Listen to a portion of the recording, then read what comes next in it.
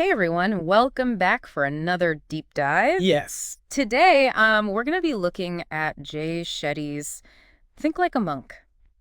Oh. And I know this is something that you've been wanting to explore for a while. Yes, definitely. So, get ready to maybe trade some of that stress for a little bit of inner peace. Yeah, sounds good. And I know you're interested in figuring out how to, bring some of this ancient wisdom into your modern life. Mm-hmm. So we'll be talking about finding more clarity and purpose, and we'll definitely be digging into how to deal with negativity.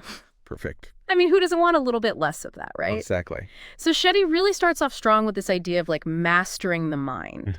And one of the things that really stood out to me was his analogy of the mind being like a garden. Oh, wow, I like that. Yeah, and if you're not careful, all these weeds can pop up. Yeah. Things like, negativity and doubt. Definitely. And even all those comparisons that we tend to make, Oh, yeah, all the time. Yeah. Especially nowadays. Exactly, and I think that really ties into, what you were talking about with wanting more clarity. Yes. It's like if our minds are all cluttered with these weeds, it's hard to even see a path forward. It is. It's true. So how do we even begin to clear out those mental weeds? Well, Shetty really emphasizes the importance of awareness, Oh, okay. like really becoming more aware of what's happening in our minds. So you mean like noticing those thoughts without, immediately getting swept away by them? Exactly. And this is where mindfulness practices like meditation can be so helpful. Oh, meditation. Yeah, that's something you mentioned you wanted to try. I have. So what's Shetty's take on meditation? Well, he actually makes it seem a lot less intimidating than I thought. Really? He says it's not about emptying your mind completely or, becoming some sort of Zen master. Yeah, okay, that's good to know. Yeah. It's more about like training your attention Mm-hmm. and becoming more present with your thoughts and feelings, without judgment. So it's more about observing those thoughts rather Yeah. than getting caught up in them. Yeah, exactly. Like you're creating a little bit of space between you and your thoughts. Oh, okay. That makes sense. So you can actually choose how you want to respond. Instead of just reacting all the time. Exactly. Interesting. And that's where you start to find that clarity you're looking for, Yeah. Instead of just being ruled by your emotions, you can start to gain a sense of control. Oh, that sounds really empowering. It is. Now, you also mentioned that you've been struggling with negativity lately. I have, yeah. And this is actually a big focus in Shetty's book, too. Okay. He talks about these 3 major sources of negativity, and he calls them the 3 C's. The 3 C's. Okay. Comparison, complaining, and criticism. Oh, I can definitely relate to all of those. Right. I mean, who hasn't fallen into those traps at some point? Especially comparison. That one's a big one for me. Oh, yeah. With social media and everything, it's impossible to avoid. It really is. And Shetty says these 3 C's can be incredibly draining. Oh, yeah. They can leave us feeling, inadequate and just totally depleted. Definitely. So how do we even begin to detox from all this negativity? Well, he actually calls it a negativity detox, Oh, which I thought was kind of catchy, yeah? but he gives some really practical advice. So what kind of advice are we talking about here? Well, for example, instead of constantly comparing yourself to others, Mm-hmm. he suggests focusing on your own values Oh, okay. and taking actions that align with those values. Interesting. It's about shifting your attention inward Okay. towards what truly matters to you. So it's like creating your own personal compass in a way Exactly. to guide you towards a more authentic and meaningful life. Yeah, exactly. That's really cool. So that shift in focus is a huge part of the negativity detox. It's about kind of breaking free from those external comparisons Yeah. and tapping into a deeper sense of purpose. Exactly. Okay, now another big theme in the book is forgiveness. And I know this can be a really challenging concept for a lot of people, It can be. but Shetty really emphasizes the power of forgiveness. Interesting. But what's really interesting is that he frames it not as something you do for the other person, but as a gift you give to yourself. Wow, that's a good way to look at it. Yeah. It's not about condoning someone's actions. It's about releasing yourself from the burden of anger and resentment. Yeah, holding on to that stuff can be so heavy. Exactly. Like carrying around a big bag of rocks. Yeah. And so if we connect that back to your goal of reducing negativity, Yes. it becomes even more clear why forgiveness is so essential. It is. It's not about letting the other person off the hook. Right. It's about freeing yourself from the weight of those negative feelings. Exactly. And I think that's a great example of how Shetty blends ancient wisdom with modern practicality. Forgiveness has been a central theme in spiritual traditions for centuries, Yeah. but he makes it relevant to our everyday lives. by highlighting its like psychological and emotional benefits. Exactly. So we've talked about mastering the mind. Yeah. We've talked about, combating negativity, and even touched on forgiveness a bit. But how do we actually move from this like inner work to figuring out our purpose in the world? That's a great question. And this is where Shetty's concept of dharma comes in. Dharma. Okay. And it's a really interesting perspective on purpose. Okay. Because he suggests that it's not necessarily about finding this one grand mission in life. Oh, it's more about aligning your actions with your values. Okay. And finding meaning in what you do every day. Exactly. So rather than searching for some big predetermined path, it's about uncovering your unique way of contributing to the world. Exactly. And he believes that everyone has a dharma. Oh, wow. Like the unique set of talents and passions that we can use to make a difference. That makes the whole idea of like finding your purpose seem a lot less daunting. It does, doesn't it? Yeah. It's not about figuring out some grand plan for your life. It's about paying attention to what feels meaningful and purposeful to you right now. So instead of asking, what's my purpose? Shetty might suggest asking, what are my values? What am I good at? What do I enjoy doing? And how can I use those things to make a positive impact? I love that. It feels much more actionable. Yeah.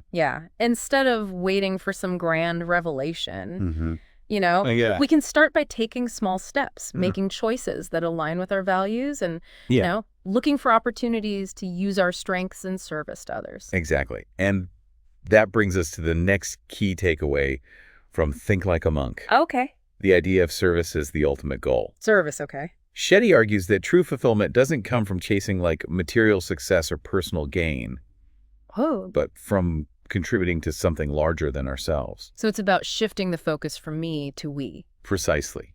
And he also challenges the notion that ambition and service are mutually exclusive. Oh, really? He suggests that we can actually achieve greater success and fulfillment when we align our ambitions with a desire to make a positive impact on the world. It's like saying, yes, pursue your goals, but do it in a way that benefits others as well. Exactly. And he gives some really compelling examples of people who have done just that. Hey, Gareth. People who are finding incredible success and happiness by using their talents to solve problems, create positive change, uplift others. I think that speaks to your desire for a more meaningful life. It does. It's not about denying your own ambitions. Right. It's about finding ways to integrate service into your journey. Exactly. And that can lead to a deeper sense of purpose and fulfillment. Definitely. It's interesting as we talk about this idea of service and making a difference, it reminds me of Shetty's focus on awareness. Yeah. It seems that everything he talks about, from mastering the mind to finding your dharma, all starts with that deeper understanding of ourselves. Absolutely. It's the foundation. Right. He even talks about how awareness is key to breaking free from negativity. Oh, yeah. Those negativity traps. Right, because if we're not even aware of those thoughts and those patterns that are driving our behavior, it's like, how do we even change? Exactly. And that's where practices like meditation and reflection come in. Right. And it's not about becoming a Zen master overnight. Yeah. It's just about creating space to observe those thoughts and emotions without judgment. It makes me think of that analogy of the monkey mind. Oh, yeah. The monkey mind always swinging from vine to vine. Yeah. And it's like, oh, that's so me. Totally. But Shetty says that we can train that monkey mind. Oh, really? Just like those monks we were talking about. Yeah. It's almost like learning to tame a wild animal, right? Yeah. And through consistent practice, we develop that inner stillness and we gain more control over our reactions. Exactly. And it creates calmness. Right. Amidst the chaos. Yeah. And I feel like that really ties in with you wanting more clarity in your life. Yes. It's like when we're constantly reacting to everything around us, it's like we're just caught up in this whirlwind of thoughts and emotions. Right. But when we cultivate awareness, we create that calm in the chaos. Yeah, like the eye of the storm. Yes. That quiet center where you can observe everything happening without getting swept away. And from that place of awareness, we can start to make more intentional choices. Absolutely. And that's a big part of what Shetty talks about with Dharma, too, right? Absolutely. He talks about how we often live our lives on autopilot, Oh, yeah. Just going through the motions. Yeah. Not really thinking about why or what we're doing. But when we bring awareness into the equation, then we start asking those bigger questions. Like, is this what I truly want? Does this align with my values? Exactly. Am I using my talents and passions to make a positive difference? Yeah, those are powerful questions. Right. Especially for someone who's feeling a little lost. Yes. Uncertain. And, it's so easy to get caught up in those external expectations. It is. Societal pressures. Oh, yeah. But when we tap into our own inner wisdom, then we can start making choices that are more aligned with our true selves. Absolutely. And that's what Shetty is talking about with Dharma. It's not about finding some predetermined path. Yeah. It's about creating a life that feels authentic and meaningful to you. So it's less about finding your purpose and more about creating it. Yeah, I think that's a great way to put it. Yeah. And he gives us some really helpful guidance on how to do that. Okay. He suggests exploring your passions, reflecting on your values, right, and paying attention to what brings you joy and fulfillment. It's almost like putting together a puzzle. It is. It's like gathering all the pieces of yourself, your experiences, your strengths, your values. Right, and then you start seeing how it fits together into a bigger picture. Exactly. And that picture might not be clear at first. Right. But as you explore and experiment, you start to get a better sense of what feels right. And that's where intentionality comes in. Yes. It's not enough to just be aware of our thoughts and feelings. Yeah. We have to make conscious choices that move us in the direction we want to go. Right. Shetty encourages us to be mindful of our choices. Okay. To ask ourselves, does this align with my values?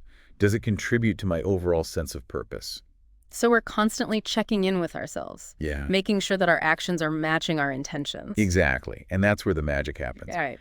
When we start to live with intention, we create a ripple effect that extends outwards, not only impacting our own lives, but the lives of those around us. That makes me realize that Shetty's approach isn't just about, personal growth and self-discovery. Yeah. It's about creating a better world. It's woven through the entire book. Yeah. That interconnectedness. Right. That our actions have consequences beyond ourselves. Exactly. And that's what makes his message so compelling. It's not just about feeling good or finding happiness. It's about contributing to something larger than ourselves. Exactly. Using our gifts to make a positive impact. And he reminds us that it's not some lofty goal. Right. We can start by making small changes every day. Okay. Shifting our perspective. Yeah. Cultivating gratitude. Choosing kindness. Looking for opportunities to serve others. And those small acts, those little ripples of positivity. Yeah. They can have a huge impact over time. Absolutely. And it's something we can all do. Right. Regardless of background beliefs. Yeah. Our circumstances. It's about tapping into that shared humanity. Yeah. We're all in this together. Absolutely. And that's a powerful message, especially today. Yeah. When we can feel divided and disconnected. And I think Shetty offers a beautiful antidote to that sense of separation. I agree. He reminds us that we're all interconnected. And by cultivating compassion and kindness within ourselves, we can create a more harmonious and loving world. It's inspiring to think about, service and interconnectedness and all that. Yeah.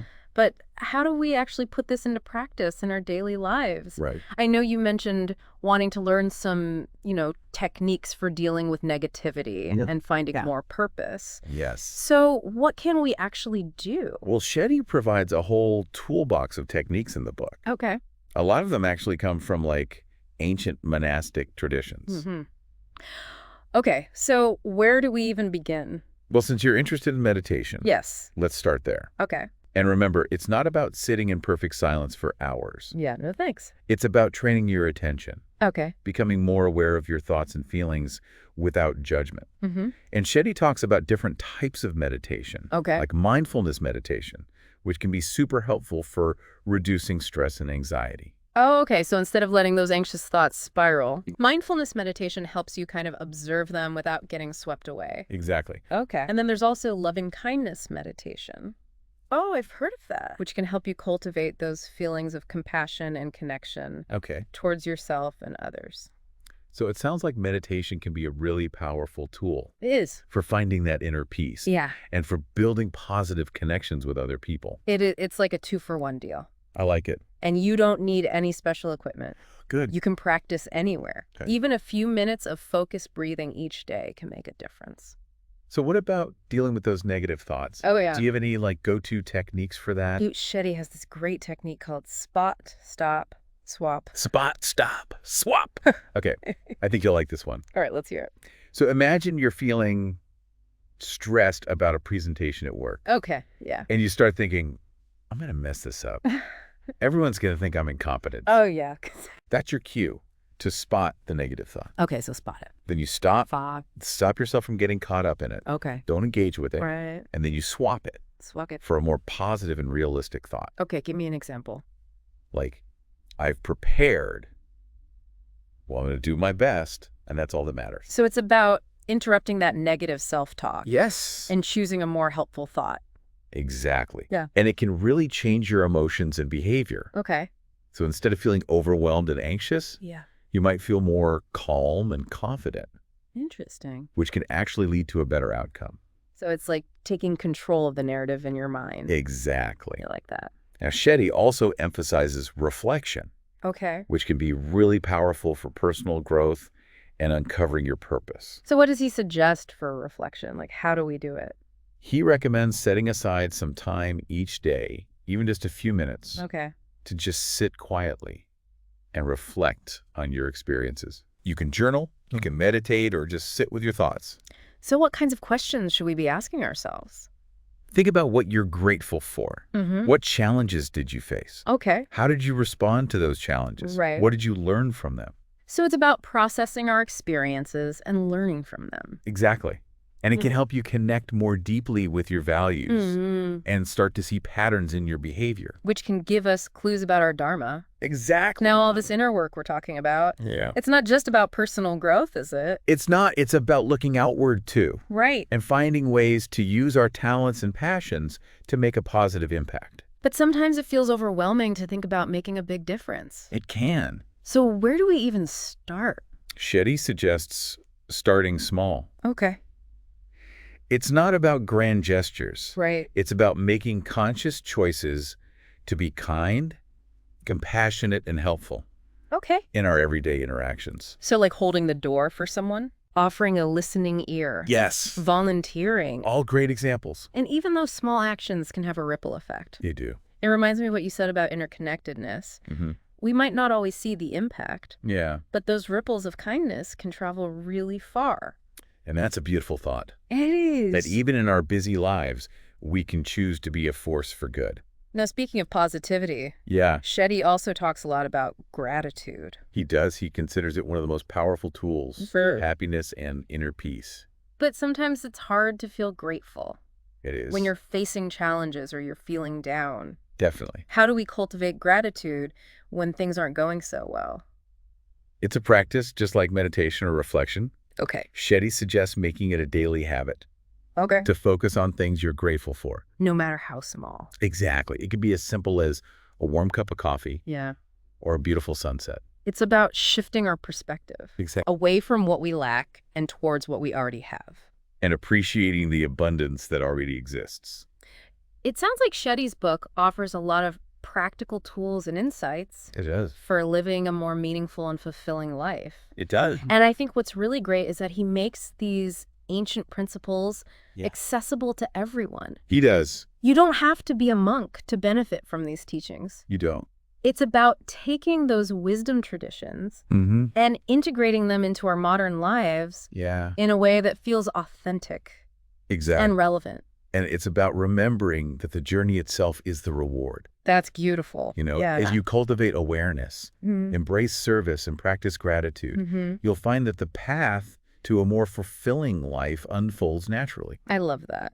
So to everyone listening, I encourage you to check out Think Like a Monk. Yes. And see what transformations might unfold in your own lives. Yeah. And remember, you don't have to be a monk to think like one. It's about embracing those principles of awareness, intentionality, service, and gratitude, and weaving them into your own unique journey. Beautiful. Thanks for joining us on this deep dive. Yes, thank you. We'll be back soon with another exploration of fascinating ideas and practical tools for living a more meaningful life. Until then, keep learning, keep growing, and keep diving deep.